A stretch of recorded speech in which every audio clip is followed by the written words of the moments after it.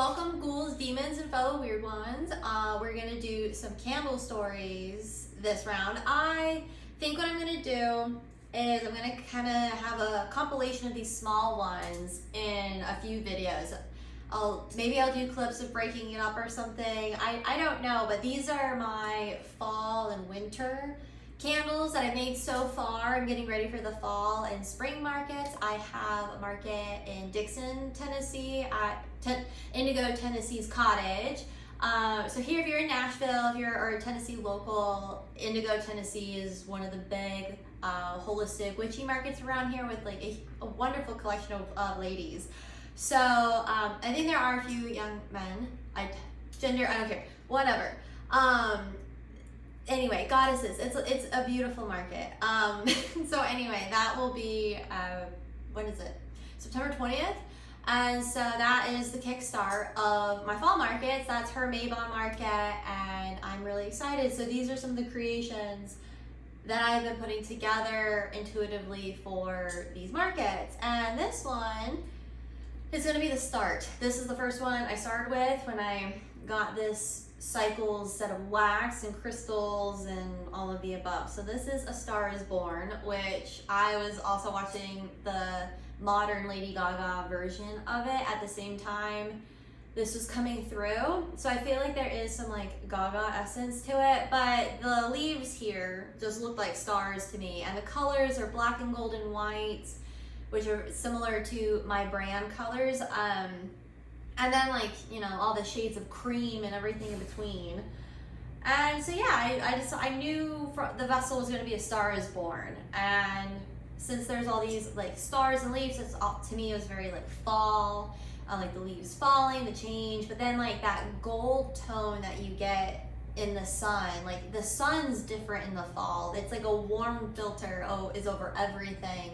You can feel fall coming in, and there's like a veil or a lens of shift that comes in. And so anyway, I just felt deeply fall into the candle autumn. I would definitely feel like this is more of a autumn equinox style candle, but I mean, you can also get it and then use it the summer solstice because of that solar energy. It depends on how you want to work with the solar energy and when there is an intuitive rebirth.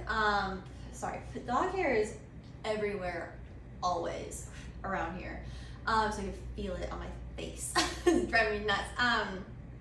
So anyway, depends on, I guess, like your intention with using it and like the rebirth of when like your star is reborn. There's a variety of different symbolisms, especially because like, so right now we're in the year of the snake.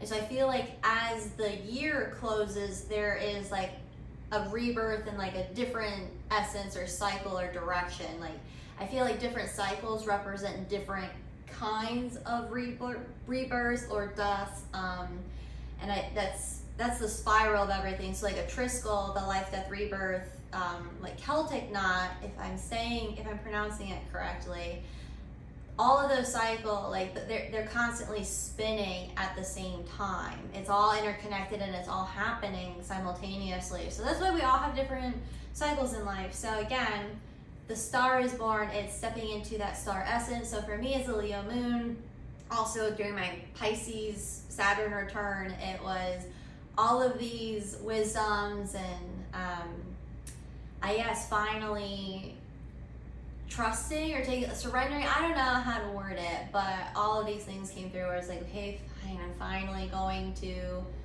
do all the things that I'm doing and believe that I could be a star. So like in the Lady Gaga version, you see how awkward and uncomfortable she is. Like she doesn't realize how beautiful she is. She doesn't realize how talented she is, and this like star, you know, this rock star finds her and it's just like, well, you're amazing. And she's like, this is too good to be true. And then there's so much that you can learn in that story.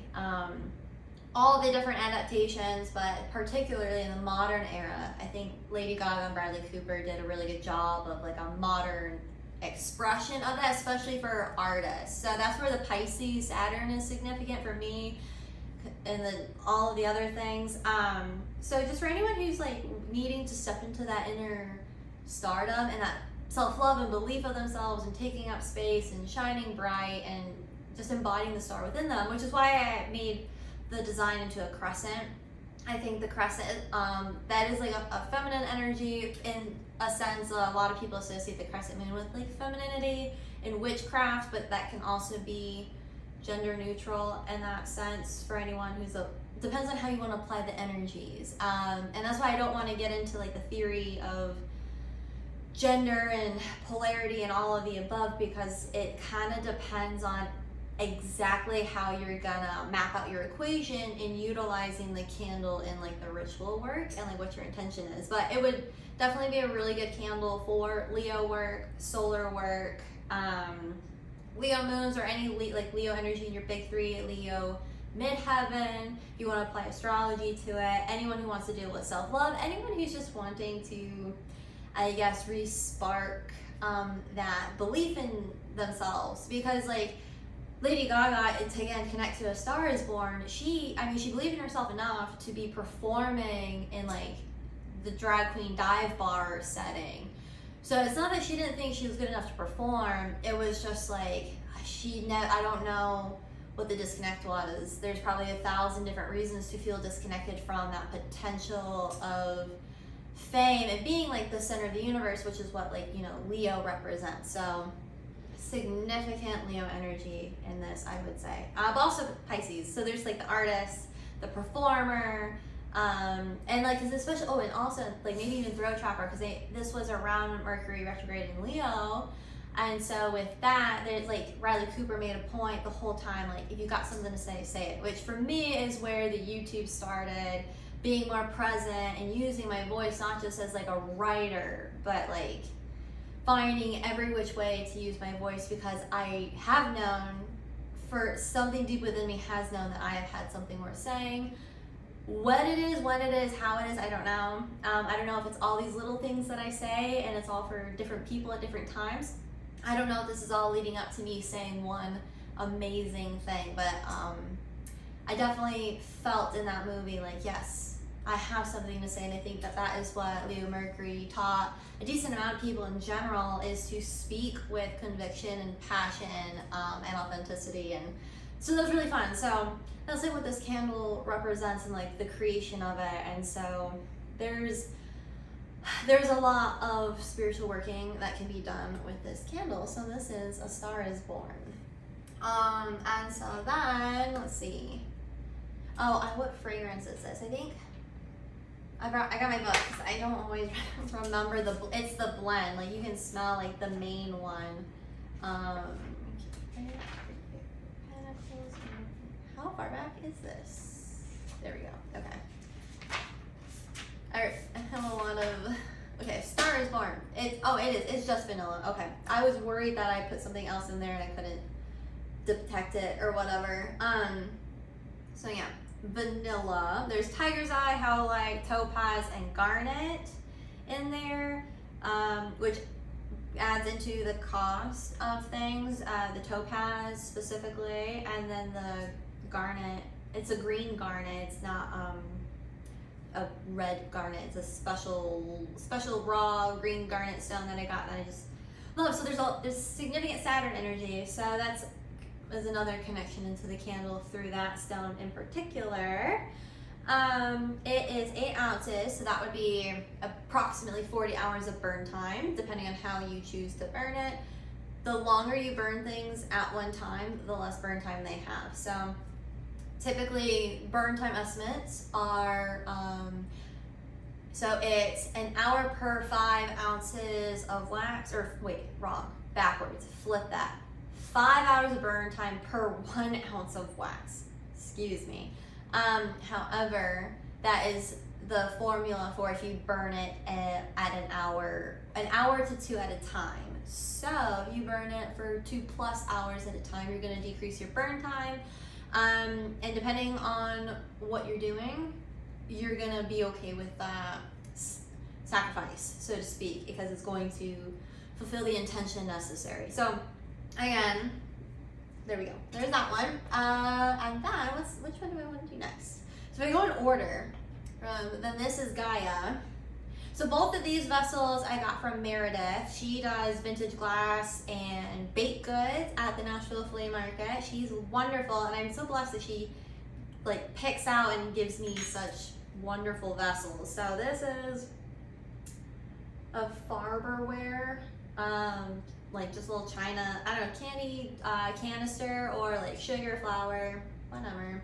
The beautiful butterflies, and it just reminds me of Virgo. It reminds me of Gaia. It reminds me of those September, maybe even like late August, kind of, it depends on where you are in the world, but like those late summer, early fall moments. You could probably even go deep into the beginning of November before, again, depending on where you are, it depends on when the weather starts changing for you and the colors. There's definitely that more autumn tone, the darker greens and oranges. It just, I don't know. Yeah, I pictured Gaia, but I kind of pictured like not really a tropical, it's not tropical, but there is a waterfall and there's butterflies, but it's more like a forest. So I guess more like the Pacific Northwest. Okay, that's Washington and like British Columbia. I don't know if that's accurate or not, but that's kind of like the vibe that I get from this. There is a rune in there, and I did a rune pull, and so I wanted to still like, I wanted it to be not really a full moon, but also like more of a full moon with still like an essence of a crescent. So I don't know how well you guys can see that based off of how I've done everything. The close-ups I have a bunch of close-ups on social media, on the website, and all the above if you want like a closer look of it. I can't do everything all at once. Sorry. I'm trying to figure out the best way to like juggle all of these things and give people the right view, but also be different. This whole experience is interesting. It's a lot to juggle mentally.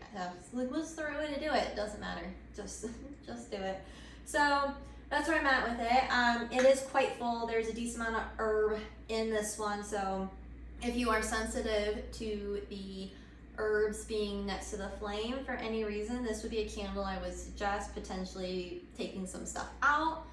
However you choose to use it, I still personally would burn everything in there and figure out what happens, see what message is in it.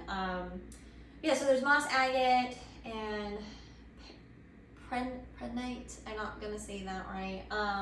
So black agate rune in there, lavender. There's all kinds of serpentine, I believe is the other one. And that's what I can see and I remember off the top of my head. And all candles come with like, there's a list of things. I try. It depends. On custom orders, I will give everyone like every single ingredient. I don't do that on like my market tags, but if you ask, I will send you a copy of like the recipe from my recipe book. It can be a lot to like tag and put all the details, and then people also think it's bulky because it's a lot of information, and I don't know. I don't know the best way to do it. It's like, well, you could have a cat. I need things to be simple. So this is the simplest way to do it. So if you ask me, I'll tell you. If not, I give as much information as I possibly can. And it's not out of gatekeeping. It's literally out of mental sanity and time management.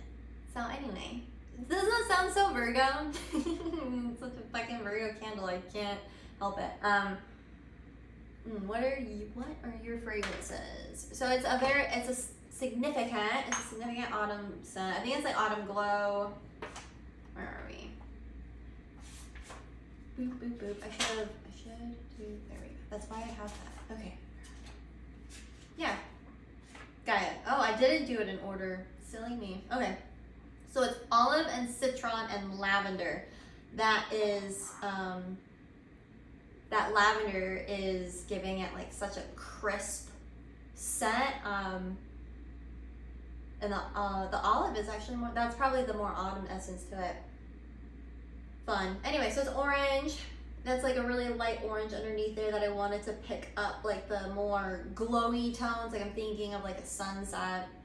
And so it could also be like an eclipse energy in this sense, like with the orange peeking through. Because again, like I said, I wanted it to be like a full harvest moon, because it is about harvest and fall blessings and those like deep intentions and gratitude and all of the things that we start to feel into as we close out the year and do Sameban, which is, you know, like the witches' Thanksgiving, or American Thanksgiving, or any of these other holiday rituals. This is the time of like holiday, and that goes into harvest and gratitude. So, but at the same, we did just have a lunar eclipse. It's also eclipse season through September into October. So that could also be significant in there. Depends on how you want to interpret the symbolism. But I know I wanted to keep a little peek of the orange wax through there in the light colors that bring out some of the lightness of the butterflies, as well as making sure that represents as much of a full moon as possible. I think sometimes full moon representation can get lost in the candles, because there isn't like a contrast of around them. If I was to do like a full moon and then the edge is the circle of the canister, but if you see it, you see it. If you don't, you don't. Everyone's different. Sorry, this one just smells so, it's nice and calming, which I think Virgos need. I think they need to chill. So, okay. So actually, so if I was to do it in the right order, then it would be, don't drop that, okay. It would be Demeter, which, fun enough, I made more Demeter candles than I think I've made any other candle. I don't know, there's a lot to unpack with that I just thought of. Anyway, so Demeter, Hades, Persephone, Lilith would be the ones I've made the most of, like in general. Demeter, I've made, let's count. This is the 6th one, interesting. So anyway, it's just the sunflower here, I felt it, and also I really feel her presence. My grandmother was born in August 21st, yes. My mom's is the 20th, my grandmother's is the 21st. They're both Leos. And anyone who's been following along to like the Melanoe lore, so Melanoe is the daughter of Hades and Persephone, so it would make sense that there would be a symbolic, energetic connection to Demeter as like my grandmother on my mom's side, which like there would be a connection to that. So anyway, I feel her presence around this time of year, and I miss my grandmother very much. But there's also an ancestral line of healing to go through, especially that feminine wound on top of like the Leo lineage of that. So it's a complicated essence. So this is gratitude and healing, but also like Demeter at this time of the year, I bet is having a really hard time letting her daughter go, because like the lore of the myth. So Hades, the contract is already done. So what's the aftermath of the contract of every fall Hades gets Persephone back, and she's in the underworld for 6 months. So this time of the year, it's really hard to let the child or the daughter go and pursue her, their separate journey away from the parent. So there's different parental energies that could go into here, empty nest syndrome, being grateful for the change, that transition from maiden to crone, because and that's like other symbolism that you could potentially get into. Like I said, it depends on where you are in your path and how you're going to connect the energies for yourself. But I feel like, generally speaking, in generational shifts, you're maybe a madam, because you had a daughter, but you're not fully a crone until you become like more of a grandmother, like an elder essence. And so Persephone getting married and ultimately having children, like that is an awakening that could be not so fun, to be like, okay, well, I'm no longer young and youthful, now I'm this elder crone. And there can be all kinds of toxic feminine traits with that we see mirror in our society all the time. So this could be like a good healing of like toxic femininity, bridging an ancestral connection into passing the torch. A lot of other significant things. Again, it depends on how you want to go about it.